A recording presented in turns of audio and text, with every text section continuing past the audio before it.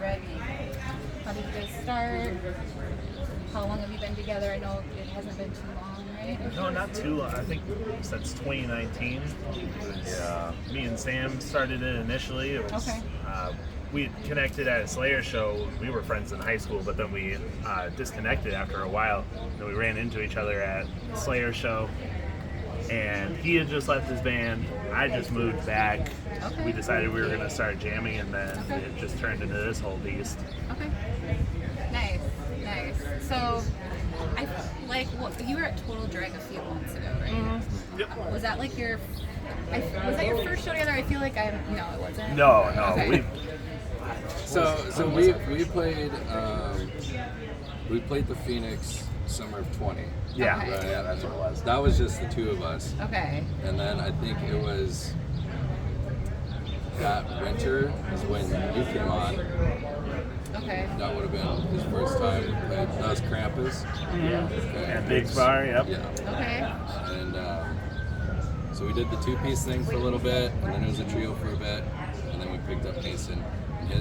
Your first show was this last Sioux winter, City. right? Yep. Sioux City. January, Okay. just So- beginning of this year, you just joined the band. Yeah. Nice. So I think Total Drag is your second and third show. Okay. Yeah. Okay. Very lucky. Tell me about the flowers.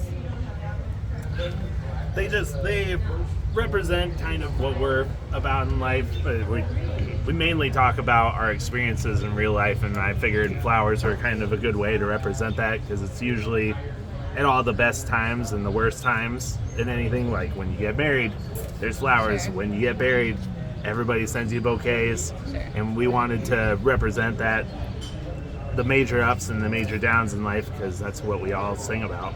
Okay. Cool. Are they custom made or like No, I wish. Amazon it? Yeah, we get them off Amazon. Anytime we've tried custom making them, they fall apart on us and everything.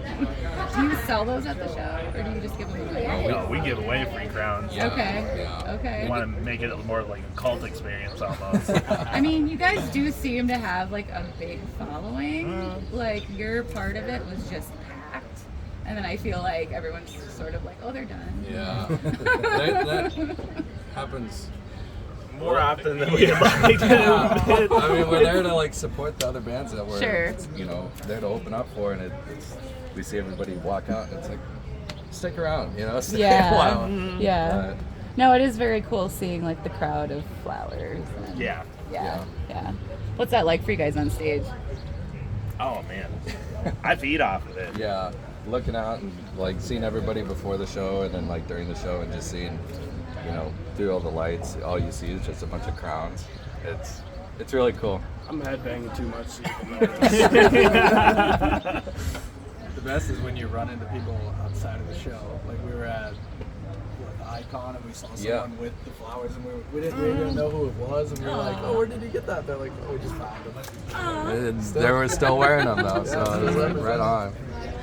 And Morgan, you're also in the Disarm. Yeah. Right? Yep. Okay. Yep. Are you any of the rest of you guys in other bands? No. Okay. I didn't even play bass until Well, you're doing pretty good. Thank you. Like, how did you learn? Like, was it natural? I was just thrown to the wolves. They needed a bassist, and I kind of lied and said I played bass, and just joined the band. Your brother didn't know that you didn't play bass. He wasn't even plugged in the first couple of shows. He showed up to practice one day, and we haven't even noticed since. I showed up with a guitar. I was like so awkward. Yeah.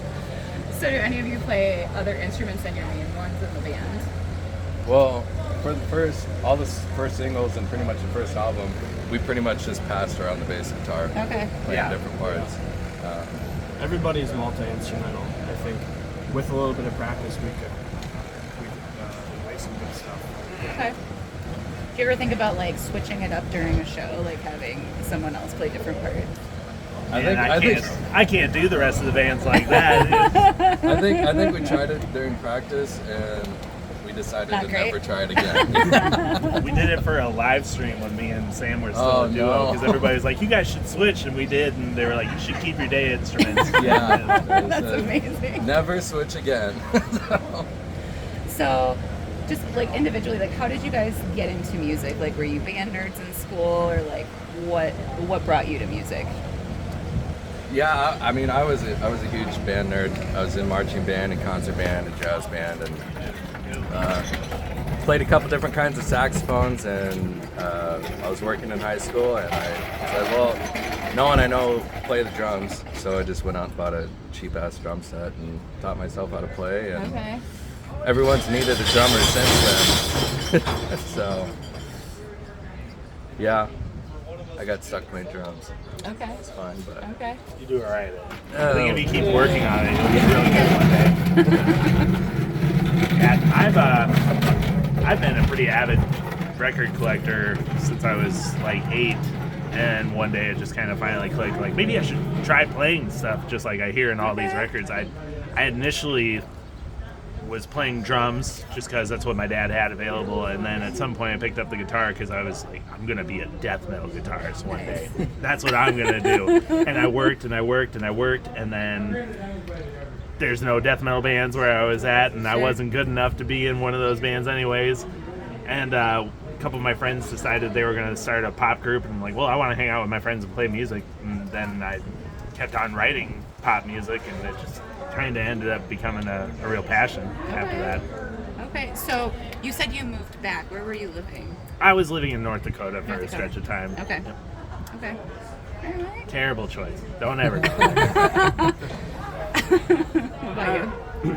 I don't know. I just heard that first like bit of rock and roll. I think the first song that really like took me was "Cat Scratch Fever" by Ted Nugent. Oh. I just rock and roll just like goes through your body, you know, Sure. and you just want to move. So yeah, ever since being a kid, it was great. Nice, nice. And I mean, you just started playing, so I did, but I mean, I made like little beats before I joined the Oh, band. That's okay. kind of how I had a musical sense. Okay. That's kind of why they gave me a chance, just Sure. because I had some experience. But yeah, I'm the same as Morgan. Like our dad just always played music. Always had like music videos playing. I remember like some of my first memories is like Insane Clown Posse music videos. Stop I was it. just like so into it. They're like, so great. Primers, like just watching those really captured my attention. And then yeah, like at an early age, he started taking us to shows. nice. So from there, I was just kind of obsessed with music. I like freestyled in high school. Okay. Then I started doing electronic music. Now I play rock and roll with these Did you guys. guys ever think about incorporating any of that into your?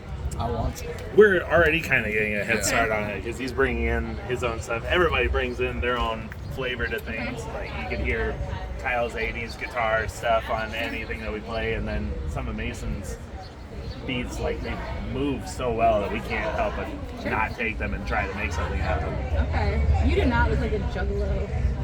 I'm not. I'm like a secret juggalo. I go to their shows when they come around. Can't see him with all the paint. Yeah. We actually went to see Insane Clown Posse. We moved here from Delaware. We actually went to see them. When was it? Like 2018? Yeah. I might have been at that show. It was in Delaware. Oh, though. okay. Yeah. Well, New Jersey. Or New Jersey, whatever, out there. And that was my first experience with him and doing all the words to the songs. Like, I didn't know. That was secrets. They were fun. There, that was like the best show I've ever been to. Best show. Yeah, they were fun. So what are your plans for the band? Like, do you want to do it full time? Like, Let's get famous. yeah. Let's get rich. Let's rock. Drugs for free and everything, and It was when we first started. We were talking to somebody, and we were just talking about like how motivated we are to like just go and do it because it's what we want to do like every day of our lives. And how we're just like down to like whatever it takes. That's what we want to do. And the guy was like, "Oh, you know, whatever to get famous, right?" And I was like, "Yeah, pretty much." And he kind of like looked at me weird. It was like, "Why wouldn't you want to do this every day?" Why? I mean, what? Yeah, you could do it. I mean, as a hobby, but Yeah. if you have the option to just put in a little extra work and do it for the rest of your life, then, Right? yeah. we've turned away people trying to join the band saying that they didn't want to do anything serious. Yeah. Like, this is the wrong group. Right.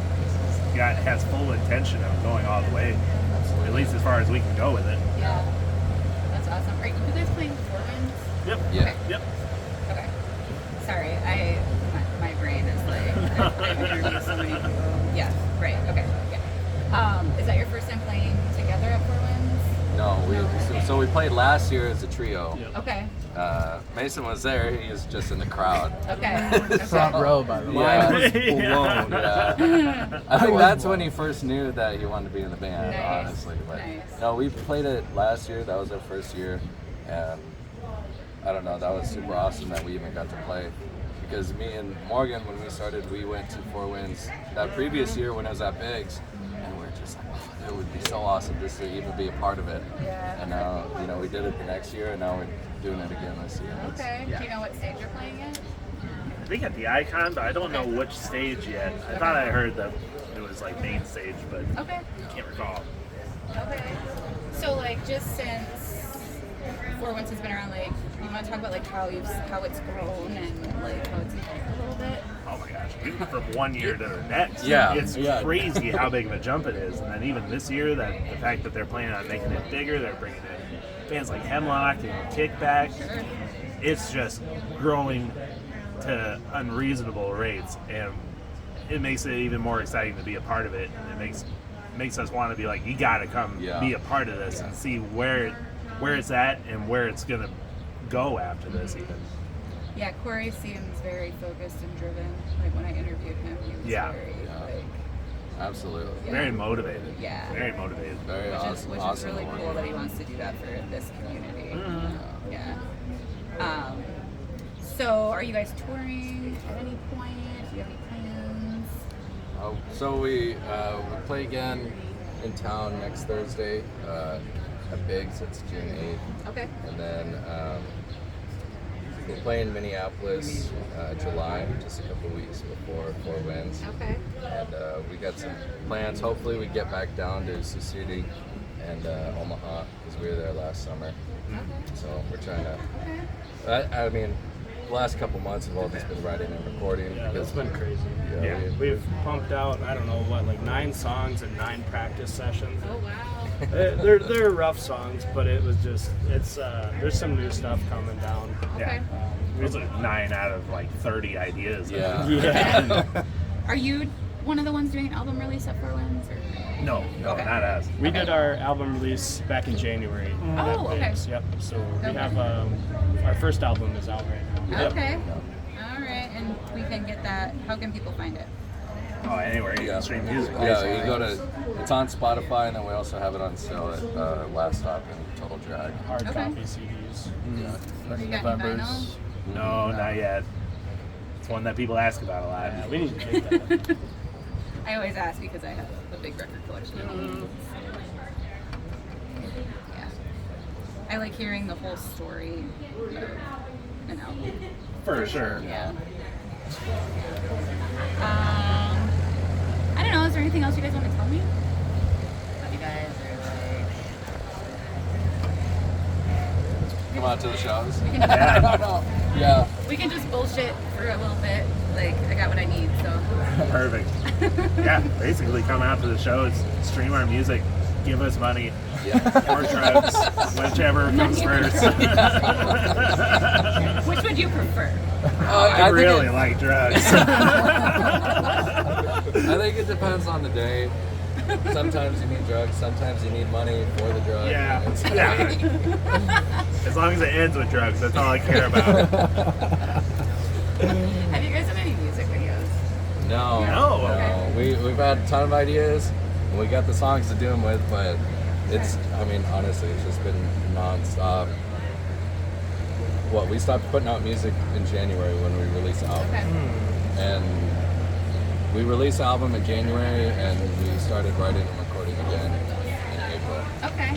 Okay. So we're trying to push even more stuff out this like summer or fall, and then we plan on probably another album next spring. Okay. I think what we strive for is to write new music and get stuff in your ear holes to listen to. Everybody just get something out there that somebody likes to listen to. For sure. And we're so diverse with the music that we come out with. Yeah. Everybody brings different ideas. Yeah. It's just, you're gonna find something that you like. If you don't like this one, you're gonna like that. No, I had like an